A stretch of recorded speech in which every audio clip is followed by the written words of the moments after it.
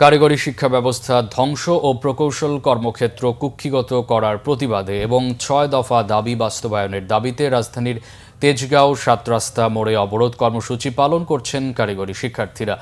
দিনাজপুর সহ দেশের আরও কয়েকটি জায়গায় পলিটেকনিক শিক্ষার্থীরা বিক্ষোভ করছেন। সকাল 11:15টার দিকে আন্দোলনরত শিক্ষার্থীরা ৭ রাস্তা মোড় অবরোধ করেন। শিক্ষার্থীদের দাবিগুলোর মধ্যে রয়েছে জুনিয়র ইনস্ট্রাক্টর পদে ক্রাফট ইনস্ট্রাক্টরদের ৩০% পদোন্নতি কোটা বাতিল, জুনিয়র ইনস্ট্রাক্টর পদে ক্রাফট ইনস্ট্রাক্টরদের পদোন্নতির রায় বাতিল, ক্রাফট ইনস্ট্রাক্টরদের পদবি পরিবর্তন, ২০২১ সালে নিয়োগপ্রাপ্ত ক্রাফট ইনস্ট্রাক্টরদের নিয়োগ বাতিল ও নিয়োগ বিধি সংশোধন।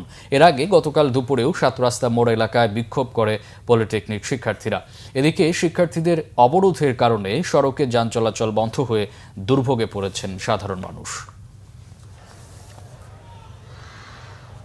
রুয়েট শিক্ষার্থীরা বা রুয়েট শিক্ষার্থীরা তারা যে আমাদেরকে প্রকাশ্যে জবাই করা এবং গুলি করার হুমকি দিয়েছে, আমরা তার বিপক্ষে অবস্থান করতেছি। বিএসসি ইঞ্জিনিয়ারিং শিক্ষার্থীদের অযৌক্তিক ৩ দফা দাবির পক্ষে পরিচালনার সকল কার্যক্রম রাষ্ট্রকৃত অবলম্বন বন্ধ করতে হবে। ছোটদেরকে অসম্মান করে যে অযৌক্তিক দাবিগুলো আমাদের উপর চাপিয়ে দিচ্ছে, তার জন্য কালকে আমরা একটা কার্যক্রম করেছি এবং আজকে আমরা করছি। মূল সড়ক আটকে কোনো আন্দোলন হওয়া উচিত না।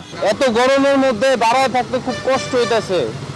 অফিস আছে, আমাদের এখানে সাদা পোশাকে অনেক গোয়েন্দা কর্মকর্তারা রয়েছেন, ওনারা সেটি দেখছেন যে এখানে ছাত্রদের পাশাপাশি কোনো দুষ্কৃতিকারী আছে কিনা।